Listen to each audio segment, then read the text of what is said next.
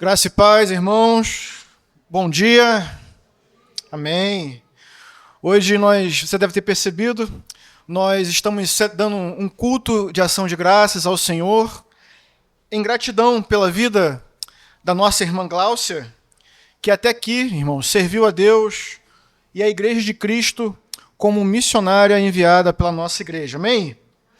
Nós queremos louvar a Deus por todo o trabalho desenvolvido pela nossa irmã, que ao longo de todo esse período, irmãos, pregou a palavra do Senhor com fidelidade, ajudou a igreja local, tanto em Espanha quanto em Portugal, dando a eles suporte, né, à igreja local. E também, irmãos, não sei se é do conhecimento de todos, mas a Gláucia também ajudou inúmeros missionários de outras regiões do mundo, abriu a porta de sua casa e fez da sua própria casa um lugar de refrigério, um lugar de refúgio, para muitas pessoas em estado de necessidade, especialmente imigrantes brasileiros. Então, em tudo isso, nós podemos perceber não apenas o fato de que Deus usou a vida da nossa missionária, mas também trabalhou em sua vida, fazendo com que ela crescesse cada vez mais em graça, em amor, em perseverança, e fez da sua vida, de fato, um instrumento nas mãos do Redentor. E é pensando nisso que eu quero te convidar na manhã de hoje a abrir a sua Bíblia na carta de Paulo aos Romanos, capítulo 10. Eu penso que uma das melhores formas de reconhecermos o trabalho missionário desenvolvido por nossa irmã é mostrando a importância de fazermos missões, encorajando a igreja a trilhar nessa direção, pregando o Evangelho de Jesus Cristo, nosso Senhor. Por isso, o tema da nossa mensagem hoje é Instrumentos nas mãos do Redentor, e eu te convido a fazer a leitura a partir do verso 9, que diz assim: Se você confessar com a sua boca que Jesus é o Senhor e crer em seu coração que Deus o ressuscitou dentre os mortos, será salvo. Pois com o coração se crê para a justiça e com a boca se confessa para a salvação. Como diz a Escritura, todo o que nele confia jamais será envergonhado. Não há diferença entre judeus e gentios, pois o mesmo Senhor é Senhor de todos e abençoa ricamente todos os que o invocam. Porque todo aquele que invocar o nome do Senhor será salvo. Como, pois, invocarão aquele de quem não creram? Como crerão naquele que não ouviram falar? Como ouvirão se não houver quem pregue? E como pregarão se não forem enviados? Como está escrito, como são belos os pés dos que anunciam as boas novas. Amém. Esse é o nosso texto. Rogamos ao Senhor que fale aos nossos corações mediante a exposição da sua palavra. Amém?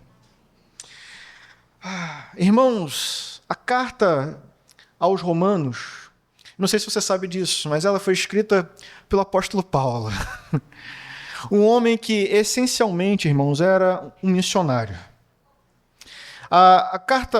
O livro de Atos, no livro de Atos nós encontramos uma belíssima exposição, um belíssimo registro de toda a vida de Paulo. A sua conversão, o seu chamado, as viagens missionárias que ele empreendeu e os desafios que ele enfrentou durante o período em que ele cumpriu a missão que Cristo lhe confiou. É muito conhecida o versículo que diz, né, onde Paulo declara, né, que ele combateu o bom combate, terminou a carreira e guardou a fé.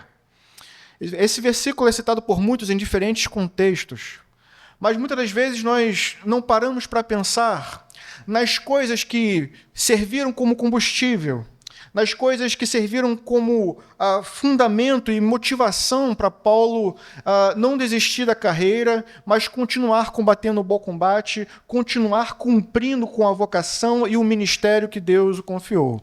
Existem várias coisas que nós poderíamos mencionar. Em 2 Coríntios, capítulo 5, Paulo fala de duas coisas que me chamam muito a atenção. o temor do Senhor e o amor de Cristo. Ele fala no versículo 11, porque conhecemos o temor do Senhor, somos impelidos a convencer os homens da mensagem do Evangelho.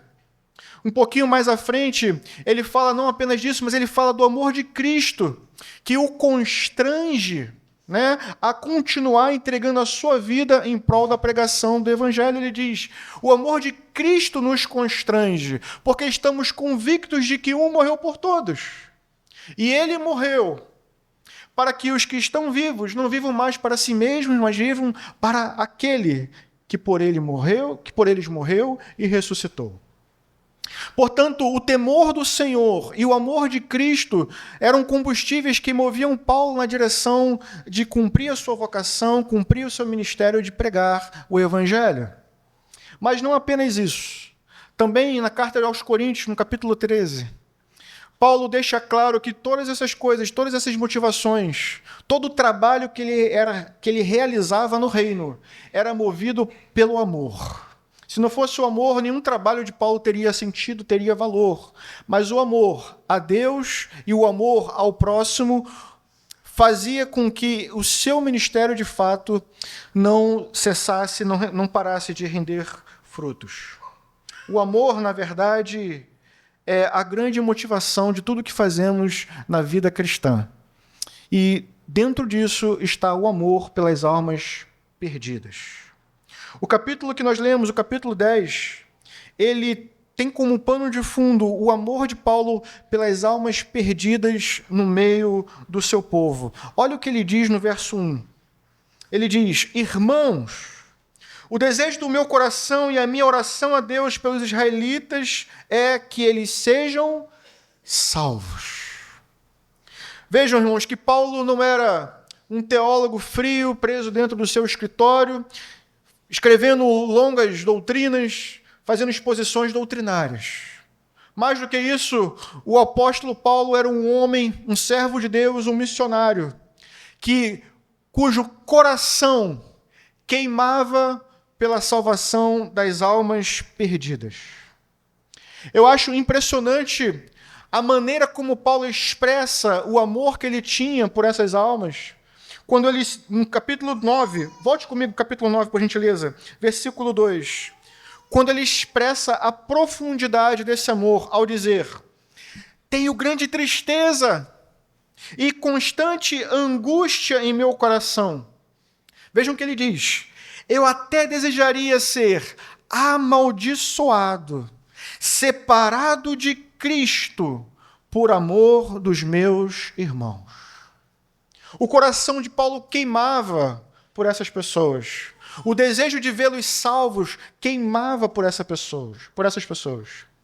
Ainda nos versículos seguintes, Paulo, irmãos, vai descrever uma série de bênçãos, uma série de privilégios espirituais que foram concedidos aos judeus. Veja o que ele diz no verso 4. Deles é a adoção de filhos. Ainda no capítulo 9. Deles é a adoção dos filhos, deles é a glória divina, as alianças, a concessão da lei, a adoração no templo e as promessas. Deles são os patriarcas, e a partir deles se traça a linhagem humana de Cristo, que é Deus acima de todos, bendito para sempre. Paulo, irmãos, reconhece que o povo judeu é detentor de vários privilégios espirituais. No capítulo 10, verso 2, Paulo reconhece o zelo, o imenso zelo que os judeus tinham por Deus. Mas ele também sabe, irmãos, que nada disso é suficiente para mudar a necessidade que eles tinham. Paulo sabe que eles precisam, acima de tudo, de conversão. Eles precisam de salvação. E é justamente sobre isso que ele trata do capítulo 9 ao capítulo 11. Olha o que ele diz no verso 2, agora sim no capítulo 10. Posso testemunhar, eles têm zelo por Deus, mas o seu zelo, ele diz, não se baseia no conhecimento. Porquanto, ignorando a justiça que vem de Deus e procurando estabelecer a sua própria, não se submeteram à justiça de Deus. Paulo reconhece os privilégios. Paulo reconhece o zelo do povo judeu, mas ele também diz que nada disso é suficiente. Por quê? Porque eles estavam vivendo em profunda ignorância espiritual.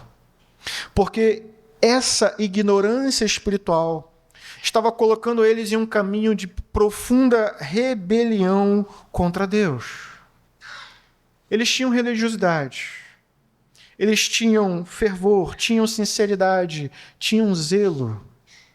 Mas, irmãos, do que adianta o fervor fora da verdade? Do que adianta sinceridade fora da verdade?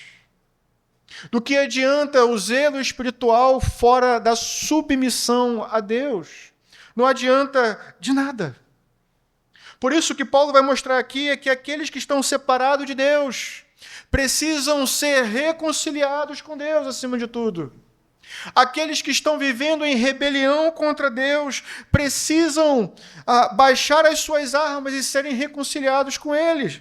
Aqueles que estão mortos espiritualmente precisam de salvação. E a salvação, irmãos, não está em outro lugar a não ser em Cristo Jesus. Veja o que Paulo explica a partir do versículo 4, ele diz: porque o fim da lei é Cristo, para a justificação de todo o que crer. Moisés descreve desta forma a justiça que vem da lei: o homem que fizer estas coisas viverá por meio delas. Mas a justiça que vem da fé diz: não diga em seu coração quem subirá aos céus, isto é, para fazer Cristo descer, ou quem descerá ao abismo, isto é, para fazer Cristo subir dentre os mortos. Mas o que ela diz é: a palavra está perto de você, está em sua boca, em seu coração, isto é, a palavra da fé que estamos proclamando.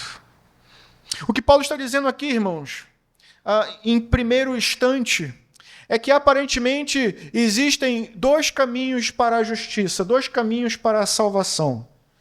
E o primeiro caminho que ele apresenta é o caminho... Calma, não se escandaliza ainda. E o primeiro caminho que ele apresenta é o caminho da justiça que vem por meio da lei.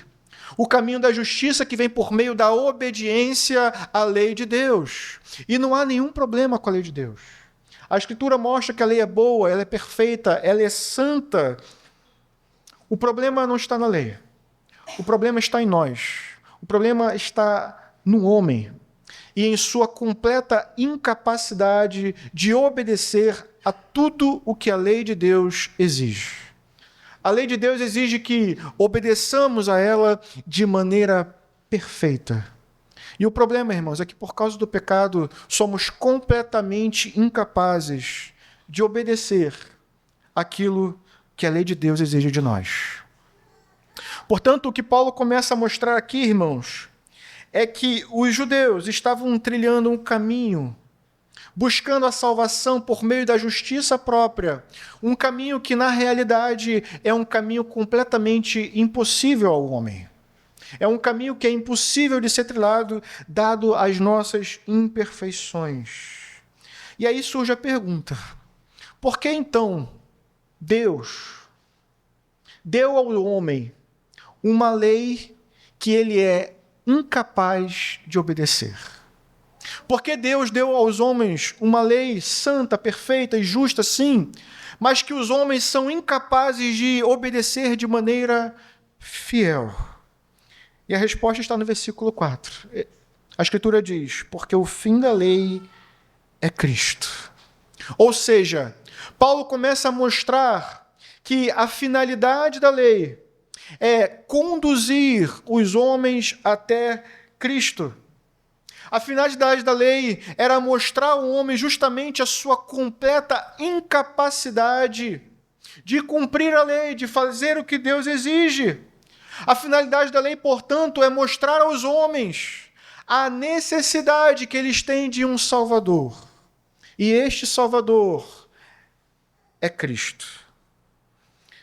Tentar outra forma de salvação é trilhar um caminho de ignorância. É trilhar um caminho de rebelião. É trilhar um caminho impossível e também desnecessário. E ele mostra isso. Nós não precisamos escalar os altos céus, não precisamos descer as profundezas em busca de salvação, porque Cristo, irmão, já fez isso por nós. Todo o trabalho que precisava ser feito foi feito por Ele. Cristo desceu do céu, se fez carne, habitou entre nós. Cristo morreu em nosso lugar e morreu em nosso favor. Cristo ressuscitou ao terceiro dia para que nós pudéssemos ter vida por meio dele. Portanto, nenhum de nós precisa fazer nada mais para sermos salvos. Cristo fez tudo o que precisa ser feito. Portanto, o que Paulo começa a dizer é que a salvação não está longe de nós. Pelo contrário, ela está perto de nós. E o que é necessário para sermos salvos é anunciado logo em seguida. Vejam em segundo lugar, que a salvação das almas perdidas está em Cristo Jesus. Ele diz no verso 9, se você confessar com a sua boca que Jesus é o Senhor e crer em seu coração que Deus o ressuscitou dentre os mortos, será salvo. O que Deus exige de nós é crer no coração e confessar com a boca que sim, Jesus Cristo é o Senhor, que Ele morreu, mas também ao terceiro dia que Ele ressuscitou. É isso o que Deus exige de nós. No versículo 10 ele continua, pois com o coração se crê para a justiça e com a boca se confessa para a salvação. Como diz a Escritura, todo que nele confia jamais será envergonhado. Vejam como é ao mesmo tempo simples o que Deus espera do homem. Ouvir a pregação, crer e confessar. Essas duas coisas não podem estar separadas. É preciso crer e é preciso confessar. E nós temos uma garantia de que os que fazem essas coisas certamente serão salvos. E aí talvez você pergunte, mas qual é a garantia? Qual é a garantia de que basta crer? Qual é a garantia de que basta crer e confessar a Cristo como seu Senhor e Salvador? A garantia está aqui, no versículo 9, quando ele diz, assim diz a Escritura. A garantia está no fato de que o próprio Deus empenhou a sua palavra. Está no fato de que ele nos garante de que aqueles que assim procedem jamais serão envergonhados. Deus empenhou a sua palavra. Por isso cremos e confiamos que nisso temos a nossa salvação. É uma maravilhosa notícia. Uma notícia, irmãos, que está, como ele mostra no versículo 12, ao alcance de todos. Não apenas dos judeus, mas também dos gentios. A todos os povos de todas as línguas, tribos e nações. A salvação está perto. Essa é a maravilhosa notícia do Evangelho. Que Cristo é o caminho da salvação. Mas aqui, irmãos, também há uma solene advertência do Evangelho. A boa notícia é que Cristo é o caminho da salvação. E a solene advertência do Evangelho é que Cristo é o único caminho para a salvação. E isso nos leva, irmãos, então, à importância e à necessidade de que a salvação em Cristo seja anunciada aos povos. Veja, que, em terceiro lugar, isso, que as almas perdidas precisam que anunciemos a Cristo. Olha o que ele diz no verso 14. Como, pois, invocarão aquele em que não creram? Como crerão naquele de quem nunca ouviram falar? Como ouvirão se não houver quem pregue? Como pregarão se não forem enviados? O apóstolo Paulo chega no final do seu argumento, nos colocando, irmãos, diante de uma lógica irrefutável, que nos mostra a necessidade da pregação, que nos mostra a necessidade do evangelismo, que nos mostra a necessidade do serviço missionário. Porque a salvação é por meio de Cristo. Mas para que eles creiam em Cristo, alguém precisa anunciar, alguém precisa pregar que a salvação está em Cristo. Porque do contrário, se não ouvirem, não crerão. Se não crerem, não invocarão. E se não invocarem, não serão salvos.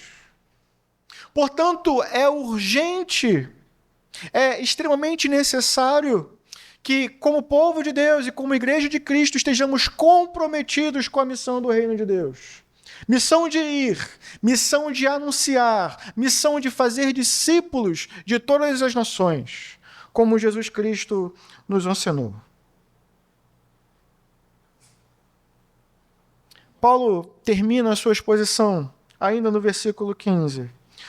Eu diria, dando um belíssimo suspiro diante da maravilhosa notícia de que sim, pessoas estão sendo salvas, pessoas estão invocando, pessoas estão crendo, pessoas estão ouvindo, porque pessoas estão sendo enviadas para pregar. Por isso ele diz: como são belos os pés dos que anunciam as boas novas. Como são belos os pés daqueles que anunciam as boas novas. Paulo aqui, irmãos, está fazendo uma citação de Isaías 52. Em Isaías 52, o profeta está falando daquele mensageiro que vinha nos altos montes anunciando o quê? O fim do cativeiro babilônico. Era uma maravilhosa notícia que ele estava carregando e com certeza isso trouxe grande alegria ao povo. Afinal de contas, depois de tantos anos de viver num cativeiro, eles estavam alcançando a tão sonhada liberdade, a expectativa de retornar à sua terra. Quão formosos são os pés daqueles que anunciam essas boas notícias. Mas aqui Paulo pega essa mesma figura que foi usada por Isaías para falar lá atrás da libertação no cativeiro, para falar agora de uma libertação ainda maior, de uma libertação mais profunda, mais importante e muito mais duradoura, que é a libertação do cativeiro da morte, do juízo, do pecado. Paulo começa a falar do mensageiro que anuncia as boas novas do Evangelho de Cristo e estabelece, irmãos, uma grande diferença entre esses dois mensageiros. Porque o que ele anuncia aqui não é apenas uma libertação política e geográfica, é uma libertação espiritual, é salvação, é vida eterna. Então, se aqueles pés eram belos, muito mais belos são os pés daqueles que estão comprometidos em anunciar o Evangelho de Jesus Cristo, nosso Senhor. Eu quero caminhar para o fim desse sermão, pensando em apenas 3 coisas com vocês. Em primeiro lugar, que o amor pelas almas, irmãos, deve nos levar a orar. Essa é a primeira coisa que nós vemos Paulo fazendo aqui no capítulo 10. Paulo tem sim um profundo sentimento de amor pelos perdidos do seu povo. Sim, Paulo é um grande teólogo, escreveu grandes e belíssimas doutrinas da fé cristã. Mas vejam que todo o sentimento do apóstolo Paulo em relação às almas perdidas não para por aí. Os sentimentos dele se transformam em ações subjetivas, em ações concretas, ações objetivas. Paulo os ama e esse amor é demonstrado pelo fato de que ele dobra os seus joelhos, ele vai aos pés de Cristo e coloca a vida dos seus irmãos em oração. Paulo ora, irmãos, por salvação. E essa é uma belíssima demonstração do amor que movia o ministério de Paulo. Paulo ora para que eles sejam salvos. Onde há amor verdadeiro, irmãos, precisa haver também intercessão verdadeira. E por isso, nesse momento, eu queria que você pensasse um pouquinho sobre isso. Nas coisas que levam você a dobrar os seus joelhos. Nas coisas que fazem com que você vá ao trono da graça e ore ao Senhor. Analise por um momento e pense na qualidade da sua oração, na qualidade das coisas que você tem pedido a Deus. Certamente Deus é o nosso provedor e devemos orar e pedir pela sua providência material, pelos seus cuidados em nossas vidas, por curas, sim, com certeza. Mas, irmãos, não podemos perder de vista a eternidade quando estamos diante de Deus em oração.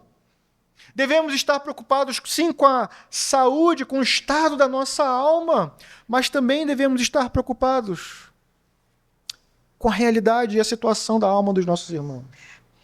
Devemos demonstrar verdadeira preocupação por aqueles que ainda não creram no Evangelho de Cristo e que, portanto, estão perdidos em seus delitos e pecados, estão mortos, estão separados de Deus, estão vivendo nesse mundo sem Deus, sem Cristo e sem esperança, como está escrito em Efésios. É muito estranho que então nós, como povo de Deus, que fomos alcançados por Deus, possamos viver os nossos dias sem essa preocupação, e sem esse mesmo amor, e sem esse mesmo desejo de ver pessoas entregando suas vidas a Cristo, confessando e crendo que Jesus Cristo é o Senhor. Portanto, na manhã de hoje, enquanto damos graças a Deus pela vida de uma missionária que entendeu isso, é importante que nós, como igreja, também estejamos empenhados a dobrar os nossos joelhos e a empenhar as nossas vidas em orar pela salvação daqueles que ainda estão perdidos. E não apenas em orar, mas em segundo lugar, empenhados também em anunciar a palavra de Deus. Pela graça de Deus, irmãos, nós temos aqui um exemplo a ser seguido. Falando em Coríntios, a nossa exposição aos Coríntios, vimos ali a necessidade que temos de bons exemplos a serem seguidos. Paulo disse isso, né? Sejam meus imitadores. E enviou um bom exemplo para a igreja de Corinto, Timóteo. Timóteo mostraria à igreja o que significa de fato servir ao Senhor, de acordo com o evangelho do nosso Senhor. Da mesma forma, hoje temos aqui entre nós um exemplo, uma irmã que foi enviada da nossa igreja para cumprir o chamado de Cristo. Temos alguém para olhar e mirar. Um exemplo do que significa comprometimento com o reino de Deus. Um exemplo do que significa abrir mão de muitos sonhos e projetos pessoais, a fim de pregar e anunciar o Evangelho a pessoas que precisam ouvir a mensagem do Evangelho. Pela graça de Deus, a nossa irmã ouviu esse chamado, atendeu esse chamado, e foi nosso também o privilégio de reconhecer e enviar. Nós precisamos, irmãos, seguir nesse caminho, estar completamente comprometidos em não apenas orar, mas também em enviar pessoas para cumprirem a missão que Jesus confiou à sua igreja. Mas em terceiro lugar, devemos também, irmãos, anunciar. A responsabilidade não é apenas dos missionários, dos pastores, dos evangelistas. Todos nós somos chamados por Deus a sermos testemunhas do Evangelho de nosso Senhor. O pastor Charles Spurgeon dizia isso: todo cristão, ou ele é um missionário, ou ele é um impostor. Portanto, na manhã de hoje, eu tenho certeza que não estou diante de impostores, mas de muitos missionários que entenderam o Evangelho do nosso Senhor, entenderam a importância dessa pregação e estão atendendo ao chamado, sendo testemunhas de Deus, aonde estão plantados. Essa é a nossa oração, esse é o nosso desejo, que possamos olhar para a Gláucia como, de fato, um instrumento nas mãos do Redentor. Alguém que foi e certamente continuará sendo usada por Deus ali em Espanha, em Portugal, abrindo ainda as portas de sua casa em benefício do reino. Mas eu e você também somos chamados a sermos essas testemunhas aqui, onde estamos plantados. Que Deus possa nos usar também como instrumentos em suas mãos, instrumentos nas mãos do Redentor. É a nossa oração em nome de Jesus. Vamos orar?